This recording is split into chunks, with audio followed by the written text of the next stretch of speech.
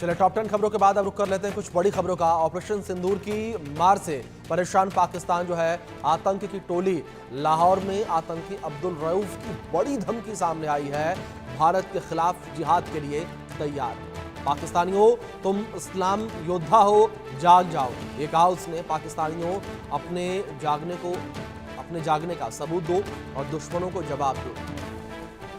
कलमा का हवाला देकर भड़का रहा है आतंकी रऊफ। तुम कलमा ला इलाहा इल्लाह पढ़ने वाली कौम हो, ये बड़ी खबर जो इस बीच सामने आ रही है।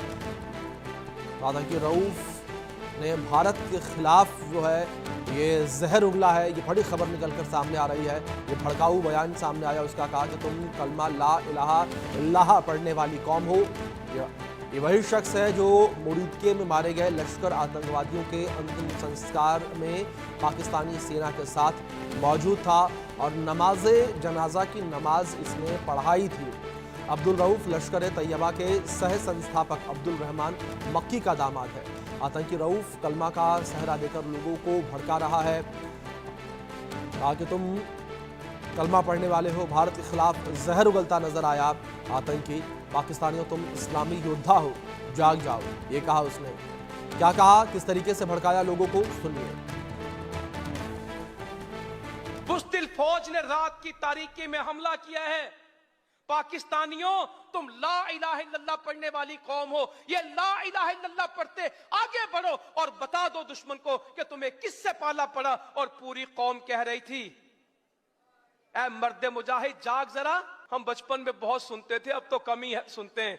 ऐ मर्द, ये जिहादी तराने तो अब हम सुनने लगे, इस मार्कों के बाद सुनने लगे। जिहाद की बातें जो बचपन में हमने जिहादी तराना सुना वो यही था, ऐ मर्द मुजाहिद। तो ये आतंकी अब्दुल रऊफ आखिर है कौन, वो आपको बताते हैं ग्राफिक्स के माध्यम से। आतंकी हाफिज सईद का करीबी बताया जाता है अब्दुल रऊफ। लश्कर तैयबा का शीर्ष कमांडर है ये। 1999 में लश्कर तैयबा में ये आतंकी शामिल हुआ था और जमात उद दावा संगठन में लगातार ये एक्टिव रहा है। 2003 में डायरेक्टर ऑफ पब्लिक सर्विस की इसने जिम्मेदारी ली, इसे जिम्मेदारी मिली। 2008 में लश्कर का डायरेक्टर ऑफ ह्यूमैनिटेरियन रिलीफ नियुक्त इसे किया गया और फलाह-ए-इंसानियत फाउंडेशन का भी ये आतंकी मुखिया है। राहत फंड की आड़ में आतंकी गतिविधियां ये आतंकी लगातार बढ़ाता है। इस बीच मेरे सहयोगी आशिक मीर जुड़ गए हैं, रुक करेंगे सीधे उनका तमाम अपडेट्स के लिए। आशिक, जिस तरीके से अब्दुल रऊफ का ये वीडियो निकलकर सामने आया है, आतंकी जो है वो लोगों को भड़काता नजर आ रहा है और बड़ी बात यहाँ पर यह है कि कलमा जो है उसका यहाँ पर सबको वो कह रहा है कि कलमे को याद दिलाकर कह रहा है कि हमें अपने दुश्मन के खिलाफ जंग लड़ने के लिए तैयार होना होगा, आप योद्धा हो। अभिषेक, बिल्कुल जिस तरह से ये वीडियो सामने आ रहे हैं, ये पहला ऐसा वीडियो नहीं है जिसमें अब रेडिकलाइजेशन जो है वहां के यूथ को किया जा रहा है। हालांकि ये खुद अपने इस बयान में कबूल रहा है कि पहले जो है सारे खड़े होते थे, आतंकवादी बनते थे, लेकिन अब काफी कम तादाद जो है आतंकियों की जो है अब देखने को मिलती है। यानी अब किसी न किसी तरीके से ये आतंकी रिक्रूटमेंट जो है वो पाकिस्तान में भी कम होने लगी है। जिस तरह से हमने देखा जम्मू कश्मीर की अगर हम बात करें तो यहाँ पर लोकल टेररिस्ट जो है ज्यादा रिक्रूट होते थे, लेकिन 2019 के बाद जिस तरह से हालात बदले तो यहाँ के स्थानीय युवाओं ने ये सोचा कि क्या सही है क्या गलत है। लेकिन अब जिस तरह से पाकिस्तान से भी ये तस्वीरें आ रही है, अब्दुल रऊफ जो कि लश्कर का आतंकी है और जमात उद दावा के साथ यानी हाफिज सईद के साथ काफी टाइम तक रहा है, और आज जिस तरह से अब वहां पर भी रिक्रूटमेंट की जा रही है, लेकिन इस रिक्रूटमेंट का आप सीन भी देखिए किस तरह से लोगों को उकसाया जा रहा है कि आप हथियार उठाए, आप भारत के खिलाफ जंग करें।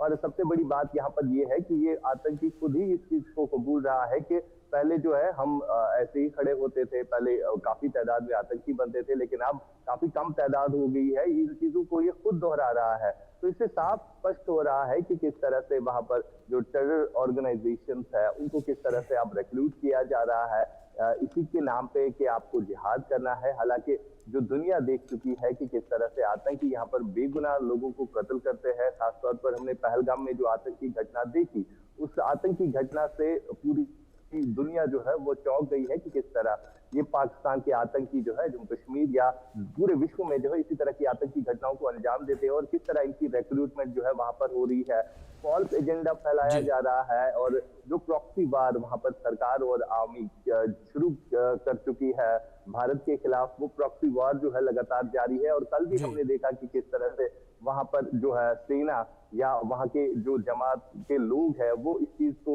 ज्यादातर तरजीह दे रहे थे कि हाफिज सईद को जो है रिलीज किया जाए, हाफिज सईद जेल में है उसको छोड़ दिया जाए। यानी अब इन चीजों को लेकर ज्यादातर वहां पर बात हो रही है, क्योंकि कहीं ना कहीं जो भारत की तरफ से एक्शन किया गया ऑपरेशन सिंदूर के तहत कई सारे आतंकी मारे गए, ठिकाने ध्वस्त किए गए, तो अब इन आतंकियों की कमी जो है साफ तौर पर दिख रही है, और इन आतंकियों को फिर से अब रिक्रूट करने की कोशिश की जा रही है। लेकिन लोग समझदार है, लोगों को पता है क्या सही है क्या गलत है, जिसकी वजह से अब लोग ज्यादातर बहकावे में नहीं आएंगे। आम लोगों को जिस तरह से वहां पर रेडिकलाइज किया जाता था वो चीज जो है साफ तौर पर दिख रही है। अभिषेक जी आशिक, लेकिन दूसरी ओर जो पाकिस्तानी सेना है उसका चेहरा भी बेनकाब हुआ है। जहां जब आतंकी ठिकानों पर भारत के द्वारा ऑपरेशन सिंदूर किया गया था, उस वक्त जब आतंकियों का जनाजा निकला, अब्दुल रऊफ उस वक्त मौजूद था और जो जनाजे की नमाज थी ये अदा करवाते हुए नजर आ रहा था। लेकिन उस वक्त जो पाकिस्तानी सेना है वो ये कहती नजर आ रही थी कि केवल एक मौलाना है, एक हाफिज है। लेकिन अब जिस तरीके से ये